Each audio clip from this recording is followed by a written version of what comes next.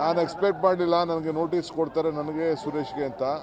ಅವರು ಕರಿಬಾರ್ದಾಗಿತ್ತು ನಮ್ಮನ್ನ, ಯಾಕೆಂದ್ರೆ ನಾವೆಲ್ಲ ಡೀಟೇಲ್ ಎಲ್ಲ ಇದಕ್ಕೆ ಇಡಿ ಕೊಟ್ಟಿದ್ದು. ಇಡಿಲಿ ನಮ್ಮನ್ನೇನು ಅವರು ಚಾರ್ಜ್ ಶೀಟಲ್ಲಿ ನಮ್ಮ ಹೆಸರೇನು ಸೇರಿಸಲಿಲ್ಲ.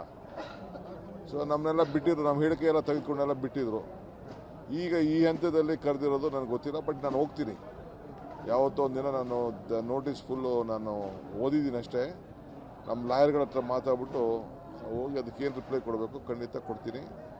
ಬಟ್ ಅವೆಲ್ಲ ಗಿರಿಸೋದು ಅವೆಲ್ಲ ನನ್ನ ಎದುರಿಸಕ್ಕೆ ಹೋಗ್ತೀನಿ ಅಂತಂದರೆ ಅದು ಅದೇನು ಈಡಾಗಲ್ಲ ಅವ್ರಿಗೆ. ಏನಕ್ಕೆ ಏನು ಅಂಥದ್ದು ನನಗೆ ಕೊಡೋಂಥ ನೋಟಿಸ್ ಏನಿತ್ತು? ಎಲ್ಲ ಬ್ಲ್ಯಾಕ್ ವೈಟಲ್ಲಿದೆ. ನಮ್ಮ ಪಾರ್ಟಿಗೆ ನಾವು ದುಡ್ಡು ಕೊಡೋದು ಇನ್ಯಾರ್ದಿಗೆ ಕೊಡೋಣ?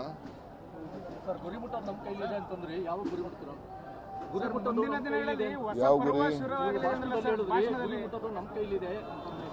ಖಂಡಿತ ಈಗ ನಾವು ಇಂಥ ಕೆಲಸಗಳು ಮಾಡೋದ್ರಿಂದ ಅಲ್ವ ನಾವು ಗುರಿ ಮುಟ್ಟೋದು. ನಮ್ಮ ಸಾಧನೆಗಳೆಲ್ಲ ಮಾಡ್ಬೇಕಲ್ಲ.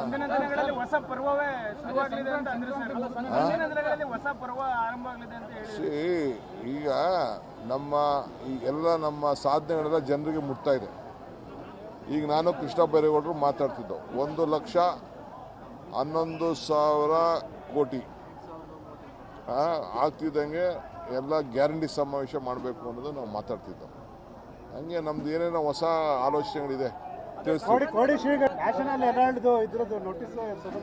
ನಾನು ಎಕ್ಸ್ಪೆಕ್ಟ್ ಮಾಡಲಿಲ್ಲ ನನಗೆ ನೋಟಿಸ್ ಕೊಡ್ತಾರೆ ನನಗೆ ಸುರೇಶ್ಗೆ ಅಂತ.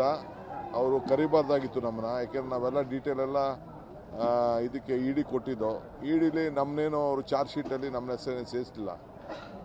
ಸೊ ನಮ್ಮನ್ನೆಲ್ಲ ಬಿಟ್ಟಿದ್ರು, ನಮ್ಮ ಹೇಳಿಕೆ ಎಲ್ಲ ತೆಗೆದುಕೊಂಡೆಲ್ಲ ಬಿಟ್ಟಿದ್ರು. ಈಗ ಈ ಹಂತದಲ್ಲಿ ಕರೆದಿರೋದು ನನಗೆ ಗೊತ್ತಿಲ್ಲ, ಬಟ್ ನಾನು ಹೋಗ್ತೀನಿ. ಯಾವತ್ತೋ ಒಂದಿನ ನಾನು ನೋಟಿಸ್ ಫುಲ್ಲು ನಾನು ಓದಿದ್ದೀನಿ ಅಷ್ಟೇ.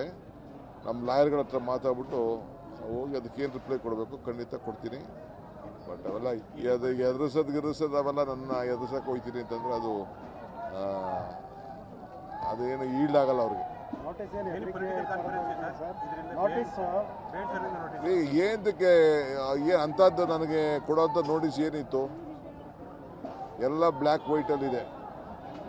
ನಮ್ಮ ಪಾರ್ಟಿಗೆ ನಾವು ದುಡ್ಡು ಕೊಡೋದು ಇನ್ಯಾರ್ದಿಗೆ ಕೊಡೋಣ?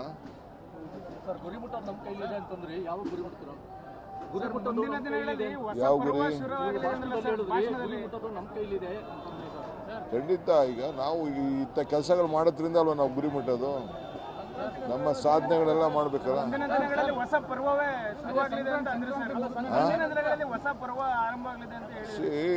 ಈಗ ನಮ್ಮ ಸಾಧನೆಗಳೆಲ್ಲ ಜನರಿಗೆ ಮುಟ್ತಾ ಇದೆ.